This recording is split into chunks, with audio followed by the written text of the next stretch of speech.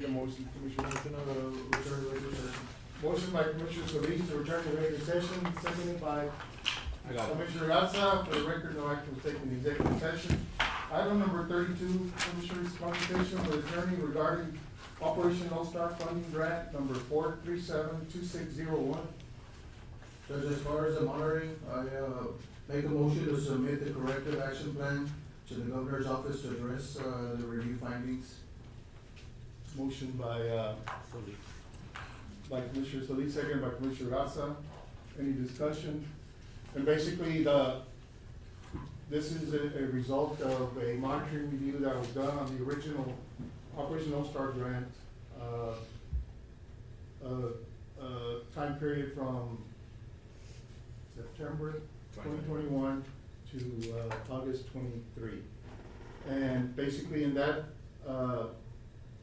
review, I think the main components that were discovered or highlighted by the governor's office was that the primary issue was the county's lack of a uniform system of timekeeping. Apparently, there are quite a few elected offices that have different method of tracking employee work hours. I think it's been a problem over the years, and it continues. They are recommending or requiring that the county use one main system of timekeeping for all, to track all employee hours. They had a very difficult time reconciling those time periods of those employees that were working through Operation Lone Star, and they had difficulty in allowing, or the county's acceptance of written timesheets to qualify as proper work submission. Even though as the Commissioners Court, we've instructed and approved the use of facial recognition for all time clocks, all departments, as the official timekeeper, they are also requesting or requiring that any leave, whether vacation, sick leave, be also integrated into the system without written documentation. So I have spoken with Tenega Filas, our IT employee, and he says that system will allow that. So moving forward, I think there is no way around. I know there's quite a few departments that have stuck to their antiquated system of reporting requirements of times, and it's not gonna fly anymore. They also highlighted that we have incomplete inventory lists. We are not keeping track of our inventory as required. The court did take action a couple of weeks ago by requiring or hiring an outside firm to do all the inventory for all county-owned equipment. And so I think we have addressed that. The other finding that was issued was our accounting, our GL accounts. There seems to be a discrepancy, or not discrepancy, but several different type of GL accounts on, I guess, in our books regarding the grant, regarding the counties in our budget. And so they did identify that they did, and those are the questionable accounts findings. They did find some disallowed costs as part of their review. One of them was 2 vehicles that have been purchased through our county, for our county road and bridge, through our CO, certificate of obligation funding. Those were mistakenly submitted to the governor's office, even though those vehicles have been paid with certificates of obligation money. Those monies were in turn reimbursed to the county, and even though there were efforts to clear those accounts out, we weren't successful because of the different holes or whatever. So those monies, they're requesting $97,000 and change, to refund, as an unallowable cost. They're also, discovered, in the initial stages of the grant, at our county attorney's office, some of the investigators, were accumulating hours, as standby.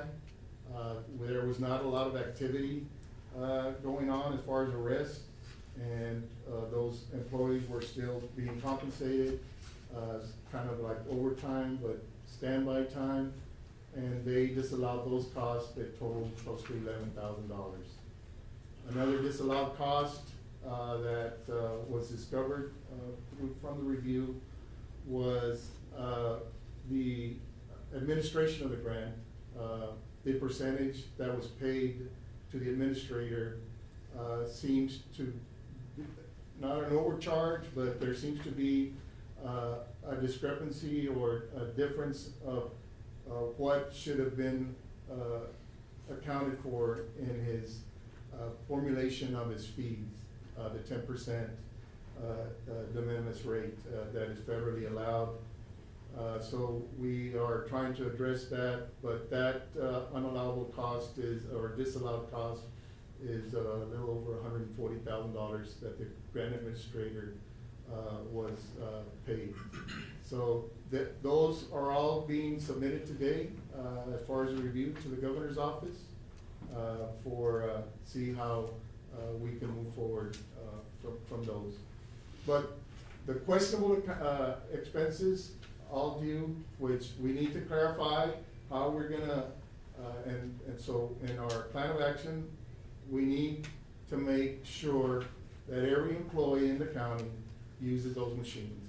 If, as the Commissioner's Court has instructed the treasurer many times, if they do not comply, they will not get paid. And it's that simple. So that is, I think, the main gist of the review, or inventory controls, GL accounting, and timekeeping are not up to par. If I might add, just so y'all know, like he explained that, it is two different audits for the same, grant. Just Yeah, one but- review. Yeah, it's one review, but it's two different, so right now, we're taking action, we're gonna pay $1,168,536 with 66 cents, so that's gonna get paid today. Just so That the is the people know. second item, And Commissioner, that's- as I was gonna, allude to. So Okay. the second item, so we received one grant in 2021 for a total of, $3,949,471.21. This was in, 2021. We, of course, after stumbling out of the gates, we were not able to, begin expending those funds till, 2022. It was a 2-year grant, so in 2023, it ended, and we had not, spent 75% of the grant, so we were not eligible to apply for the year 24 grant. In lieu of that, we still have $1,168,000 that had not been expended. The governor's office, indicated they were willing to extend that grant for an additional year and advances the amount, which was advanced in August of 24. The reporting period ended November 30th of 24. So we had basically 2 months to expend or obligate those funds.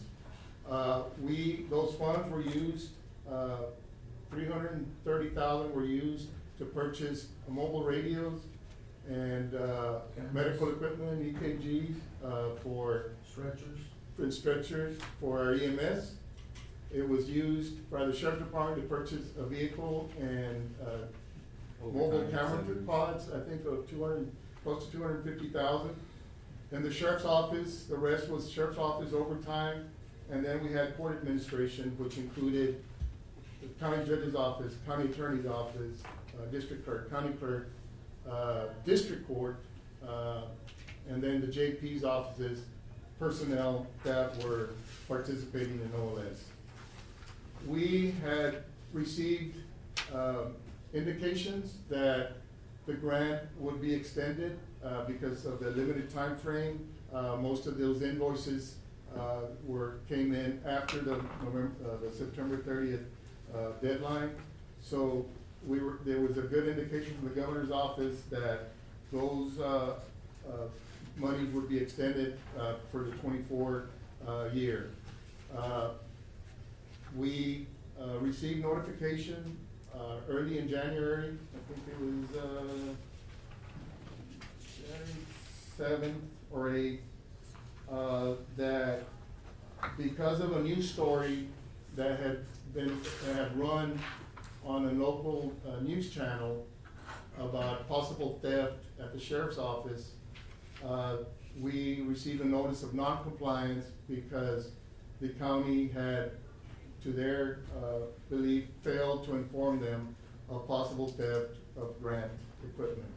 We notified them that that incident was under complete investigation, Texas Ranger investigation, and we would fully comply with the list of inventory that had been purchased for the grant funds, and to make sure that all the equipment was there.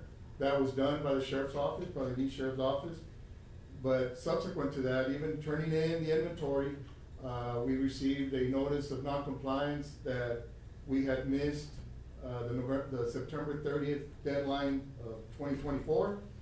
And that grant had been exhausted, the time frame had been exhausted, and we would have to return those advance funds, which is $1,168,000 and change, if we wanted to release any other holds or grants from the governor's office.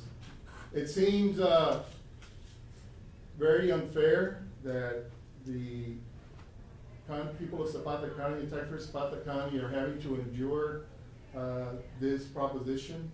I think in hindsight, I think the failure of the county seems to come back to a failure of communication, a failure of cooperation, and a failure of reporting.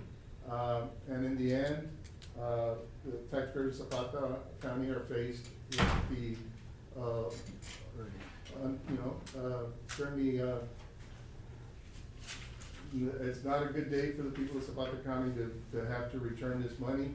As a steward and a custodian of these funds over these last 14 years, I made every effort to make sure whatever fund balance the county had, and the court alongside me had to make sure that these funds would be kept and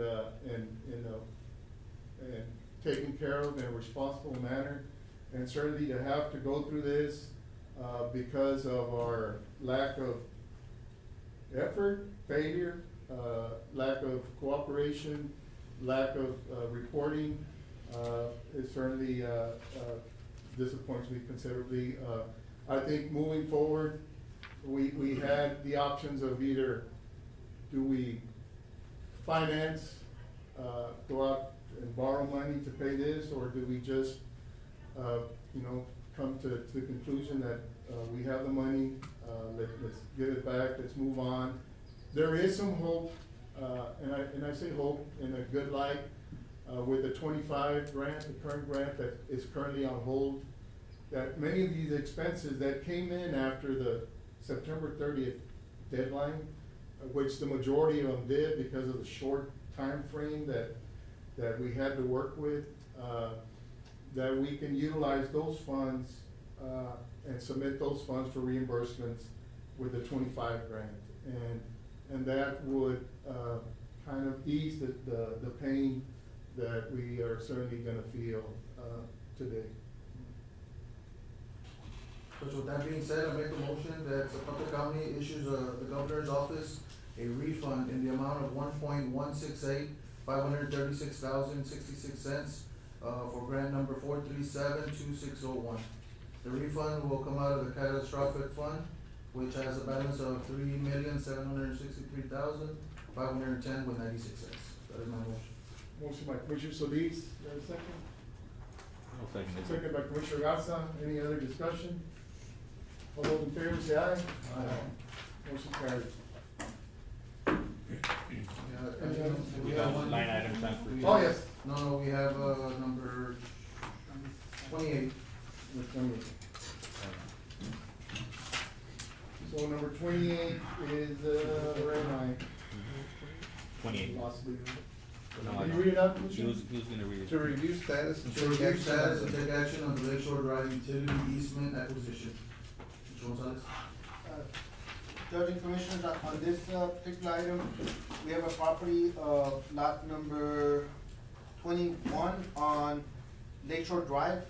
And we do have utilities going through there. We have a sewer line, gravity line, and a force main. We need to acquire a 25-foot easement so that those, we can keep those utilities. We also need to notify the neighbor on lot 20 that they need to move some of the improvements that are over our utility lines. We have, made an offer on behalf of the county to the property owner for, $3,812.50 for the easement acquisition and $1,284 so we can have some access to the property from the front of the property to the back of the property for a total of $5,096.50. This will, ensure that the county can continue to maintain the lift station that's there on that neighborhood. So the motion would be for, I'll go with the recommendation. Yes. To pay off the $5,096.50. To Ricardo To Carrillo. Mr. Ricardo Carrillo. The salary is, what's his name? Ricardo Carrillo. Okay, all right. For the And we did 25 have for advice the- from council on the executive session, so we appreciate that, Mr. Uribe, to help us out. Did you get that, Ms. Bridget? Yes, I got it. Okay. yeah. We got a motion by Commissioner Solis, second by Commissioner Garza. All those in favor? Aye. Motion We'll, adjourned. we'll get you a check and. Oh, we got the line item transfer. We'll get, No, yeah, we'll get we're- an agreement, We're before. recording? Yeah. Thank you, sir. Thank you. Thank you. Motion to adjourn. Motion adjourned by Commissioner Solis, Second it. second by Commissioner Garza. We are adjourned. All right, guys. Proceed.